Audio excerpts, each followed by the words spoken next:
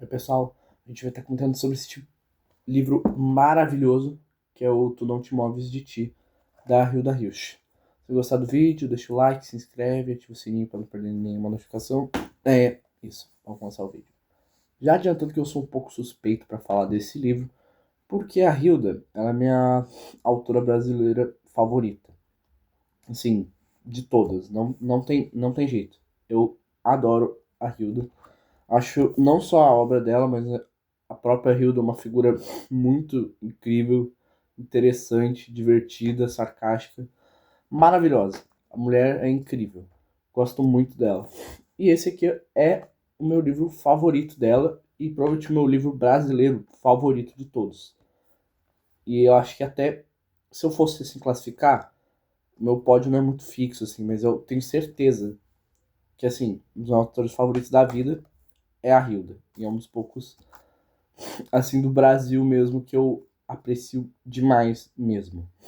Falar sobre este livro é um pouco difícil. Por quê? Não só deste livro, mas assim a obra inteira da Hilda Hilst. Porque assim faz muito pouco tempo que as pessoas realmente voltaram os olhos para ela, em primeiro lugar. Segundo que nem a própria Hilda às vezes conseguia assim abstrair tudo que ela escrevia. Não à toa tem um dos livros autobiográficos mais conhecidos dela, que é o Eu Fico Besta Quando Me Entendem.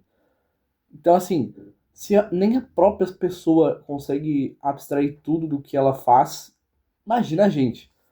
Não à toa você consegue perceber nitidamente logo no início, mesmo que você não tenha tocado em nada da Hilda além desse livro, de que ela era uma leitora ávida de James Joyce. Isso aqui é inegável, é um dos autores favoritos dela.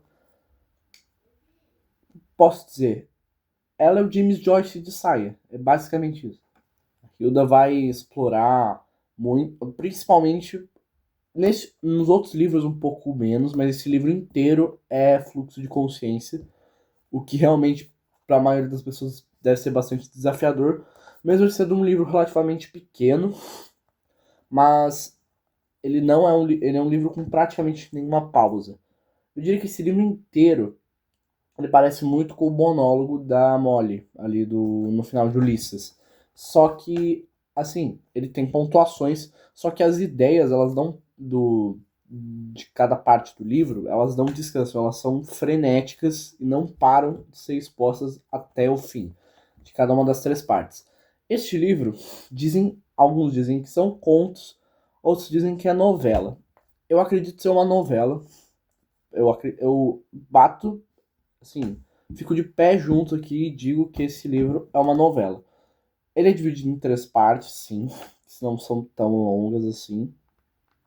Só que essas partes são um pouco, além de serem longas demais, na minha opinião, para ser considerada contos, cada uma dessas partes, elas são tão vitais uma para outra que são praticamente como se fossem capítulos. Então isso aqui é uma novela. A Hilda aqui, ela vai ser um pouco menos voraz no sentido de conteúdo do que você pode ver no resto da obra dela, porque assim, o quesito de exposição, ironia, escárnio dela, ela despiroca completamente a partir do Caderno Rosa de Laurie Lamb. Tudo que vem antes é um pouco mais suave, ainda não é um negócio agradável para você ler em diversos aspectos, só que é um negócio bem mais palatável. Apesar desse daqui ser provavelmente o livro mais difícil dela. No quesito narrativo, ele é bem difícil de digerir. Mas assim, este livro ainda não é um negócio muito suave. Então tem umas partes aqui que eu não recomendo para todo mundo. Para mim, ela praticamente faz parte ali, o que eu gosto de chamar carinhosamente, é o quarteto pornográfico brasileiro, que seria a Hilda, o Nelson Rodrigues, o Dalton Trevisan e o Jorge Amado, resumindo. É, o que acontece meio que depois do Caderno de Rosa de Laurie Lamb é que ela vai escrachar todo o mercado editorial, porque a Hilda ela nunca foi, não só foi pouco publicada, como principalmente pouco lida. Elas tem uma entrevista muito interessante, acho que é da TV Cultura, que foi logo depois dela ter lançado o Caderno Rosa de Lori Lamb, dela comentando sobre o livro. Ela fala, esse livro que é uma banana, meu irmão. Essa porra aqui, todos esses arrombados aí que não quer me publicar, todos esses arrombados aí que fala que não consegue entender o que eu escrevo, beleza, vai tomar a coisa mais asquerosa possível aí. E tem gente que vai comprar. Tem gente que vai comprar, tem gente que compra. Eu não comprei. Eu li em e-book, tá? Eu tenho um pouco de receio de ter esse livro físico. É um pouco. Assim, se for pra pegar. Desfiando um pouco desse livro mais pela Hilda. Assim, todo o senso comum que a gente tem de Lolita ser um livro asqueroso, eu acho que é aplicado no Caderno Rosa de Lori Lamb. Mas, assim, este livro aqui tem uma pegada bem diferente, mas é totalmente a Hilda. Um pouquinho mais do enredo deste livro, nós vamos acompanhar 3 partes, onde cada parte nós vamos ter um protagonista diferente. Primeira parte, que é o Tadeu, ou da Razão, né? Tadeu da Razão, o nome da primeira parte. Todas as partes elas têm o nome do personagem, que é o protagonista, e um subtítulo que, assim, dá para explorar bastante coisa desse subtítulo. Primeira parte é o Tadeu da Razão, segunda é Matamoros da Fantasia e terceira é Axelrod da Proporção. Primeiramente, é que cada parte deste livro, apesar de ter ancoragens concretas, eles ainda são muito abertos. Não dá para ter 100% de certeza do que está acontecendo em todas as partes desse livro. Principalmente na primeira. A primeira, apesar de, assim, no em questão mais aberta é mais fácil de entender, no micro, assim, nas coisas mais específicas é muito mais complicado do que as outras. Não tem algo que ancore muito o lugar, os personagens e todo o resto nessa primeira parte. Resumo, a primeira parte, o Tadeu dá razão. A gente vai acompanhar o personagem, que é o Tadeu. Ele é um homem um pouco mais velho, casado, bem sucedido, tem a esposa. Só que ele tá completamente insatisfeito e infeliz com a vida dele. Ele é super bem sucedido no trabalho, só que o trabalho dele não condiz em nada com os gostos dele. Ele é totalmente voltado para humanas, principalmente literatura, tem muito envolvendo isso. O da Hilst também cita muito os autores que ela gosta, não só neste livro, eu acho que principalmente nos conteúdos autobiográficos.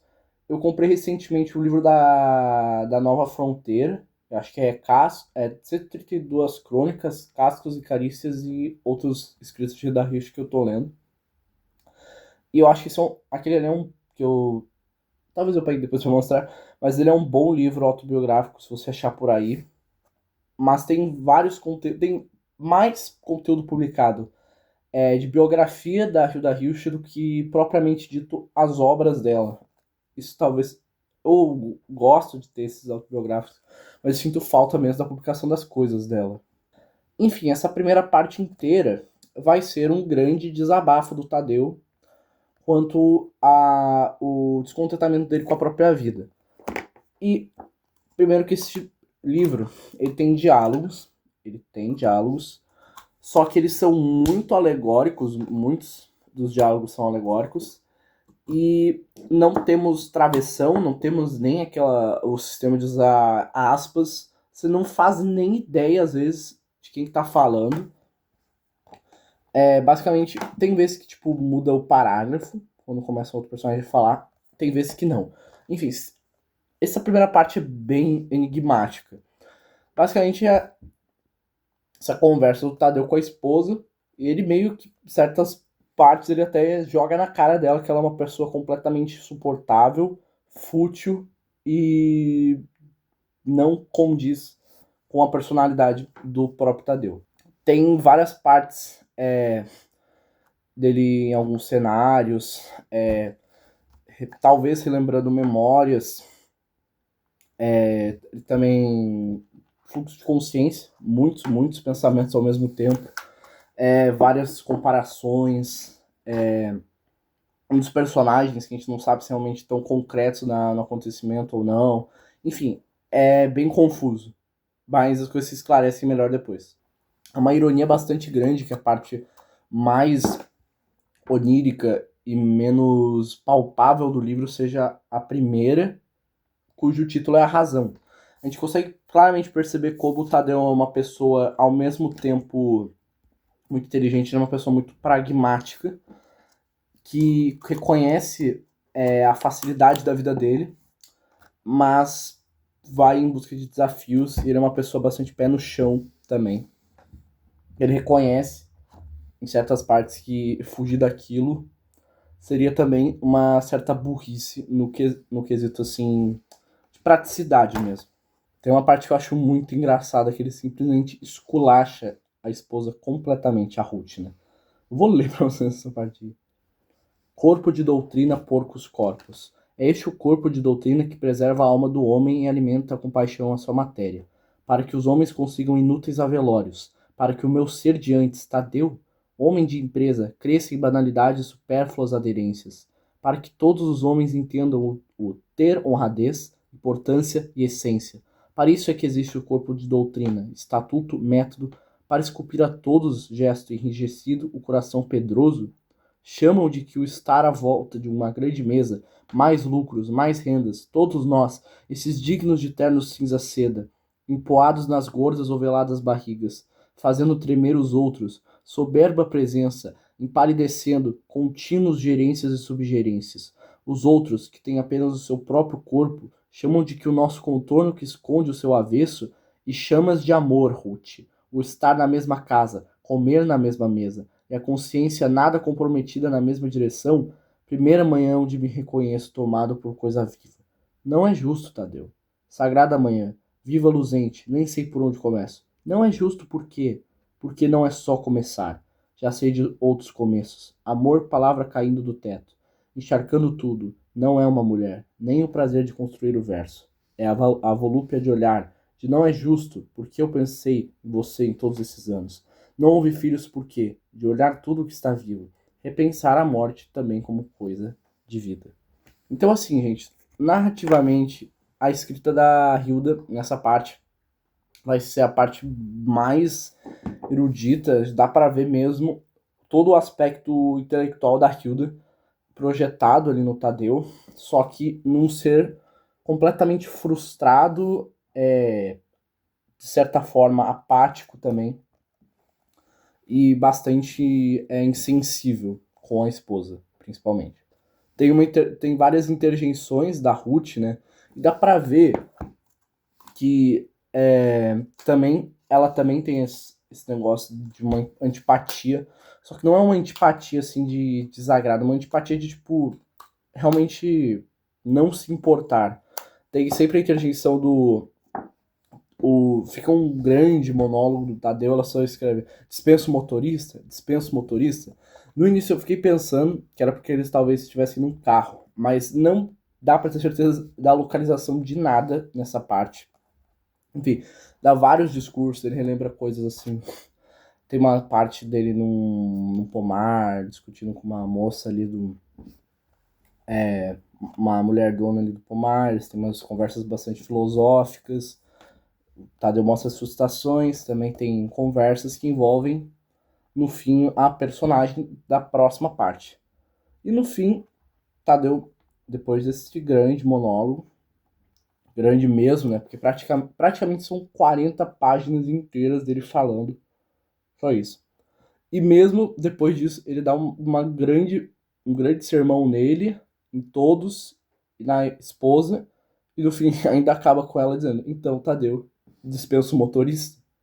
O salto para a segunda parte talvez seja um pouco difícil, porque tu praticamente cai em terra do nada. Você entra num domínio completamente mais compreensível do nada. Você prestando 100% de atenção ali na primeira parte, tentando entender o negócio, daí você fica numa parte totalmente concreta agora, sem qualquer aviso prévio.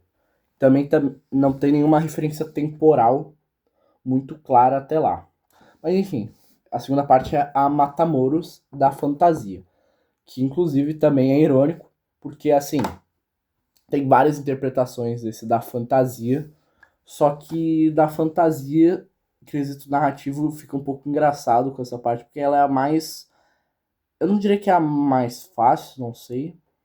Não sei, nenhuma parte desse livro é fácil, de fácil compreensão. Mas ele é a mais... Você mais tem referência, como eu disse, concreta. Então, esse título talvez confunda bastante as pessoas. Nessa segunda parte, a gente vai ver a história da Maria Matamoros. Essa personagem que a gente vai ver fica o que aparenta ser um local muito distinto do que das paisagens apresentadas na primeira parte, já que pouco de referência espacial que a gente tinha era de um ambiente urbano, intelectualizado, industrial, e a gente vai direto para o campo. Parece provavelmente envolvendo a vivência da Hilda, deve ser algo entre Rio de Janeiro e Minas Gerais. Eu não sei. Deve ser algo assim. A Hilda conhecer bastante essas áreas assim. Enfim, gente, essa talvez seja a parte que mais cause incômodo para as pessoas, porque a primeira parte central da Matamoros é a gente ver uma mulher ali um pouco mais adulta. Só que a gente vê primeiro a infância dela, onde as referências, se é a Matamoros do presente, do futuro, se é a própria mesma narrando, se perde bastante no meio. Mas ainda assim, a gente sabe que é a Matamoros falando dela mesma. A gente vai ver primeiro ela contando sobre o passado e o bagulho vira bem o da Hyushi mesmo. A gente vê uma criança, uma criança descobrindo ali o prazer. É o prazer no campo, no campo. Vou ver se eu consigo assim achar uma página que não cause tantos problemas para eu exemplificar. A frase de abertura da parte, essa daqui. Cheguei aqui nos outubros, de um ano que não sei. Não estava velha nem estou. Talvez jamais ficarei, porque faz-se há muito tempo, nos adentros importante saber e sentimento. Amei de maneira escura, porque pertenço à terra. Matamoros me sei, desde menina. Nome de luta que com prazer carrego, cuja origem longínqua desconheço. Matamoros, talvez porque mato-me a mim mesma. Mesma desde pequenina. Não sei, toquei os meninos da aldeia. Me tocavam. Deitava-me nos ramos e era afagada por meninos, tantos.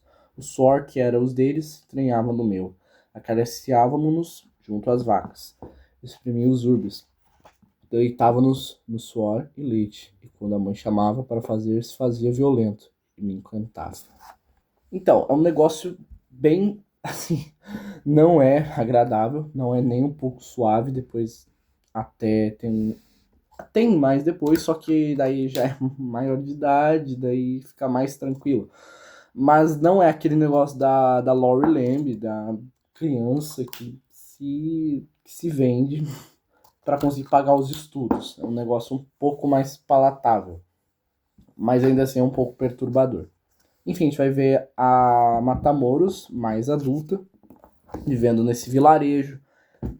Ela é um vilarejo bem tradicional e que está ali a partir da intervenção de pessoas ali do meio mais urbano, tendo as suas tradições, o seu estilo de vida sendo postos à prova. E daí a gente vê a relação da Matamoros com a sua mãe sendo um pouco, como posso dizer assim, abalada por conta da chegada ali do Tadeu. Fica implícito primeiramente, mas depois é bem explícito, explicado, que essa pessoa que havia chegado no vilarejo é o Tadeu, e ele acaba. A Matamoros acaba se apaixonando por ele de maneira completamente controlada. E daí ela sofre julgamento ali do pessoal do vilarejo, porque isso pode casar com os de fora, normalmente não era comum. A Matamoros, a mãe dela, é uma pessoa muito intrincada no estilo de vida daquele vilarejo. Ficar com alguém de fora podia levar a Matamoros embora, e se ela ficasse ali com ele, podia... enfim, problemas familiares. A Matamoros se apaixona tão loucamente pelo Tadeu que ela acabou vindo errado primeiro o nome dele e chamava ele de Tadeus. É nesse nível, assim. Fica parecendo. Por incrível que pareça, não é um dark romance, mas é um negócio. Trocadilho engraçado, pelo menos eu achei.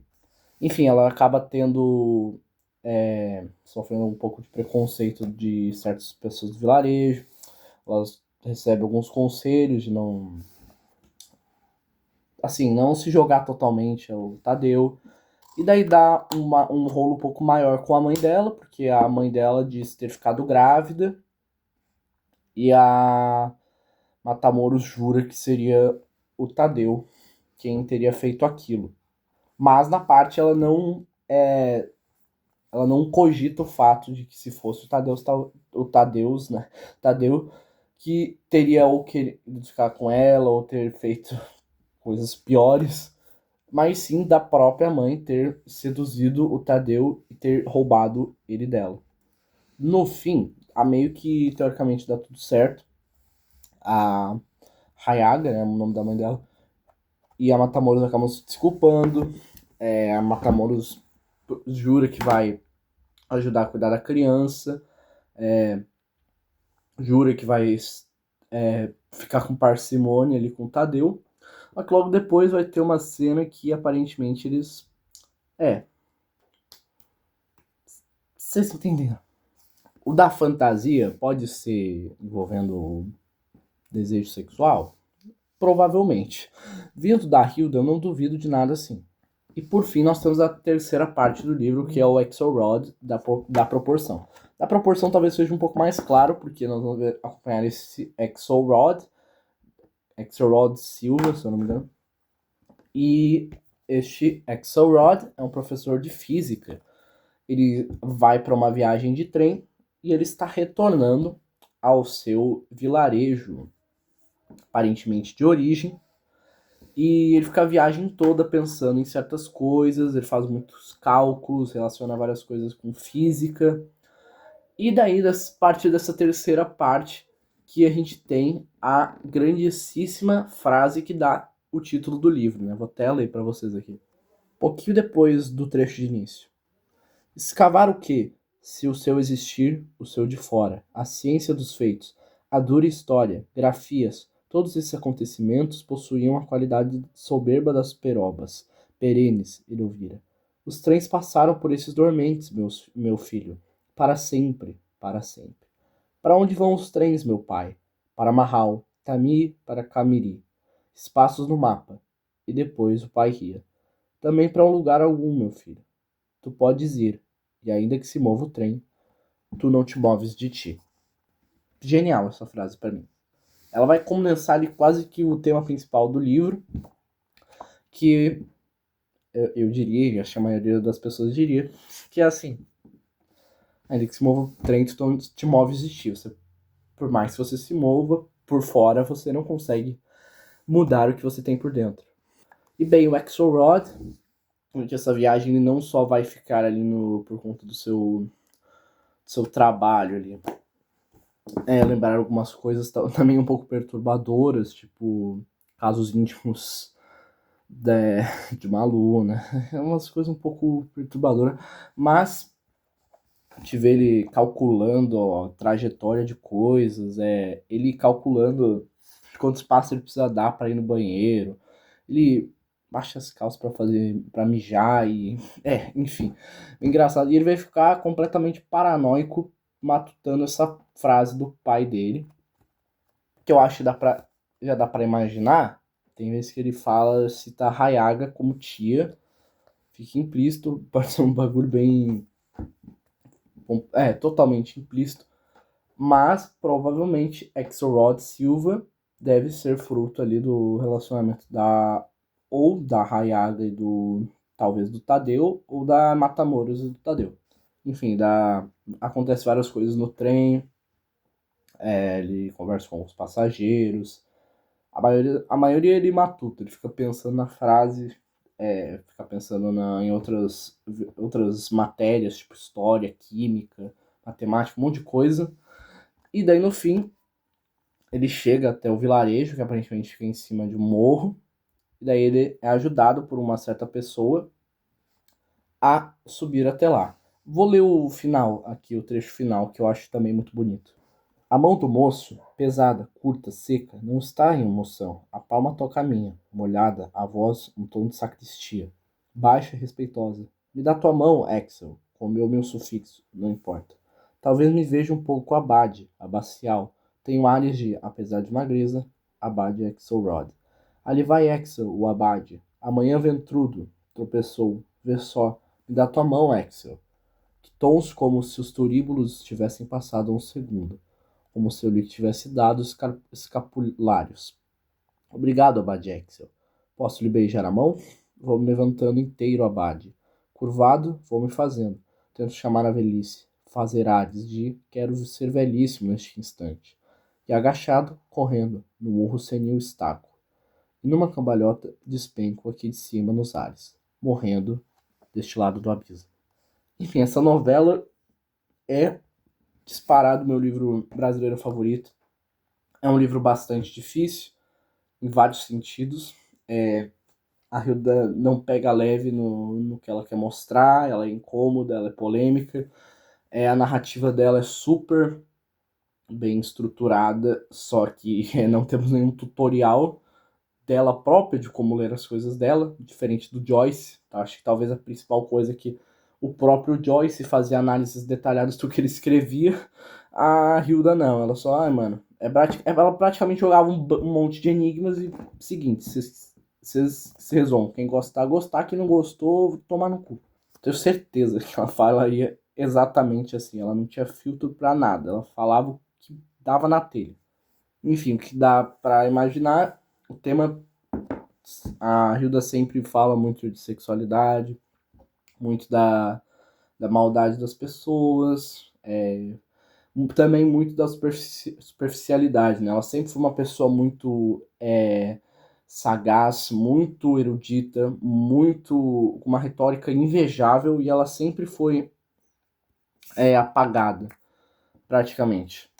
Com certeza dos autores ali que sofreram apagamento durante a ditadura militar, com certeza a Hilda que mais sofreu. Ela já não era conhecida, e o pouco que se conhecia dela foi aniquilado nesse tempo aí, meio triste mesmo. Livros sobre mudanças, sobre sonhos, desejo, muita coisa. É um livro curto, mas assim, é um livro com certeza para levar para a vida. O meu favorito brasileiro, um dos meus favoritos. Acho a Hilda uma baita autora. Isso aqui é um 10, 11 de 10, fácil, não tem nem dúvidas. Queria muito falar mais desse livro, só que, enfim, não, são 120 páginas de um negócio completamente onírico, enigmático, alegórico, enfim, maravilhoso. Leiam Hilda Hilst, essa edição aqui é da Companhia das Letras, tem em livraria, dá para comprar aí na Amazon, bem suave. Leiam, muito bom. Tem até pós-fácil muito bom, vai ajudar bastante, recomendo muito.